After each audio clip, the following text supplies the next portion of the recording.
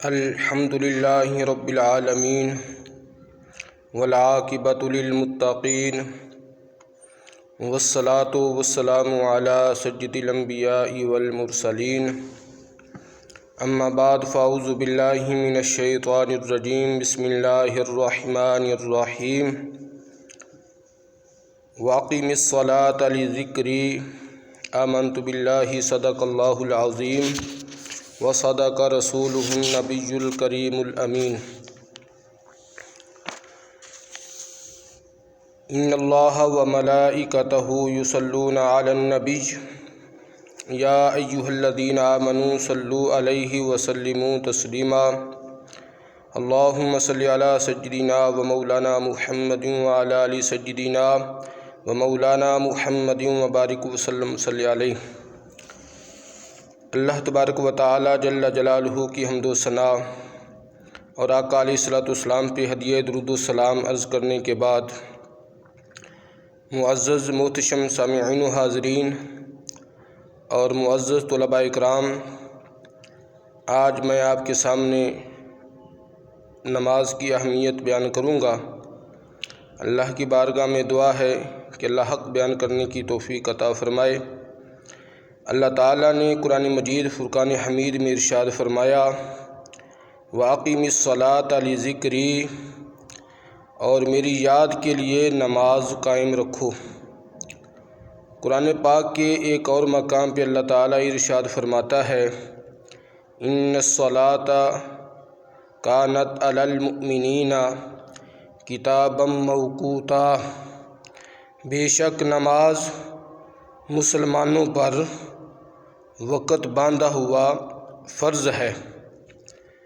اور اللہ تعالیٰ نے قرآن پاک کے ایک اور مقام پہ ارشاد فرمایا، ھدی للمتقین، کہ یہ کتاب ہدایت ہے متقین کے لیے۔ الذین یؤمنون بالغیب، وہ لوگ جو اللہ تعالیٰ پر ایمان لائے بن دیکھے۔ وَيُقِيمُونَ الصَّلَاةَ، اور وہ نماز کو قائم رکھتے ہیں۔ وَمِمَّا رَزَقْنَاهُمْ يُنْفِقُونَ، اور اللہ کے دیے ہوئے رزق میں سے وہ اس کی راہ میں خرچ کرتے ہیں۔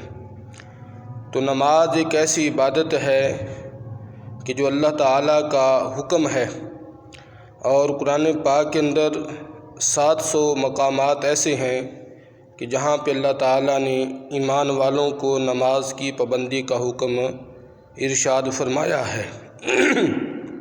احادیث مبارکہ کے اندر بھی نماز کی اہمیت کو بیان کیا گیا ہے۔ نبی پاک صلی اللہ علیہ وسلم کی حدیث مبارکہ ہے کہ جس میں آقا علیہ الصلوۃ والسلام ارشاد فرماتے ہیں کہ اسلام کی بنیاد 5 چیزوں پر ہے۔ اسلام کی بنیاد 5 چیزوں پر ہے۔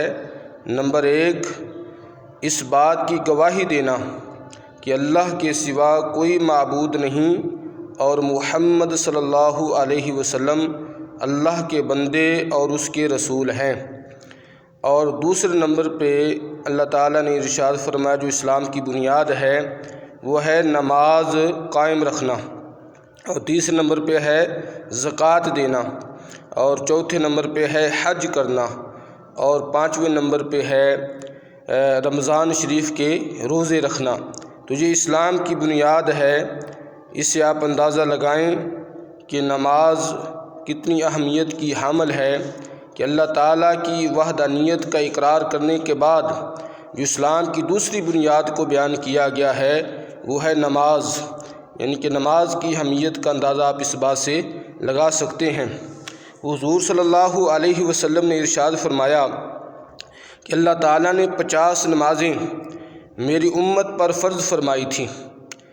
جب حضرت موسیٰ علیہ السلام کے پاس میں معراج کی رات واپس آیا تو حضرت موسیٰ علیہ السلام نے پوچھا کہ اللہ تعالیٰ نے آپ کی امت پر کیا فرض کیا ہے؟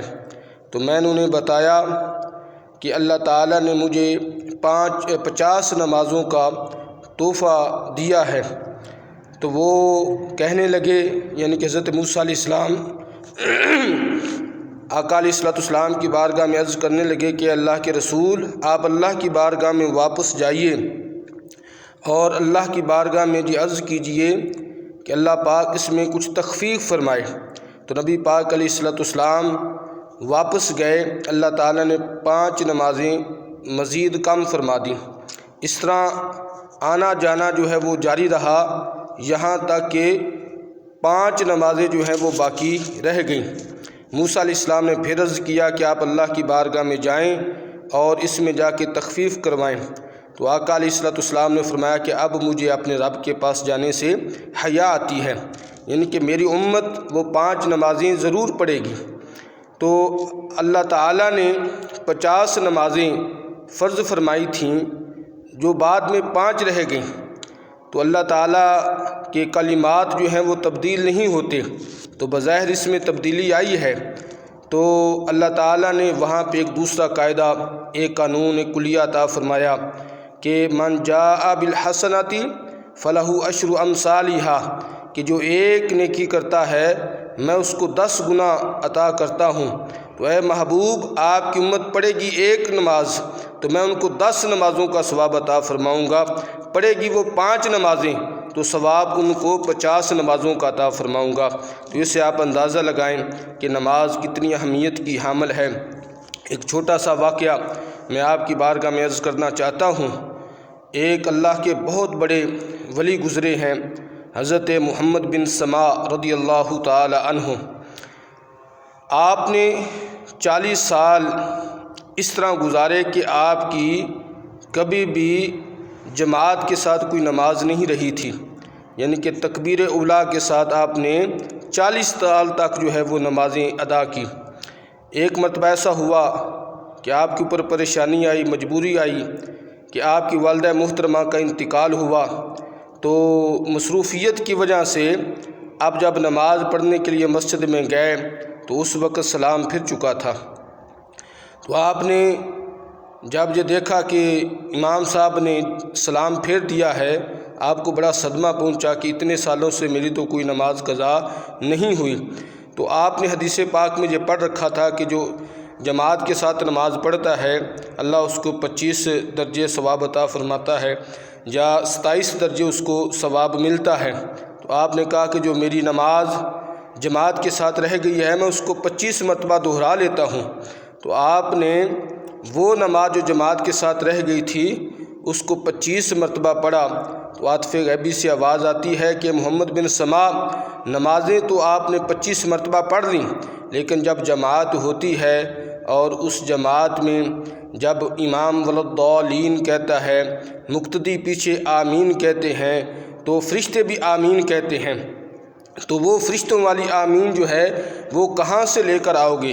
تو اس کے بعد آپ نے سوچا کہ 25 کیا، اگر 25,000 مرتبہ بھی میں نماز پڑھ لوں تو وہ نماز جو میری جماعت کے ساتھ رہ گئی ہے اس کے ثواب کو نہیں پا سکتا۔ تو اللہ تعالیٰ ہمیں نماز پنجگانہ باجماعت ادا کرنے کی توفیق عطا فرمائے۔ بیٹا نماز کی پابندی کریں، اس میں عافیت ہے۔ وہ کیا مشہور شعر ہے کہ روز معاشر کہ جہاں گداز بود اولین پرسش نماز بود، کہ جب معاشر کا دن ہوگا، جب جان لبوں پر آئی ہوگی تو اس وقت جو بندے سے پہلا سوال کیا جائے گا وہ نماز کے بارے میں کیا جائے گا۔ تو اس سے آپ اندازہ لگائیں کہ نماز کتنی اہمیت کی حامل ہے۔ اللہ تعالی ہمیں نماز پنجگانہ باجماعت ادا کرنے کی توفیق عطا فرمائے۔ وآخر دعوانا ان الحمد للہ رب العالمین۔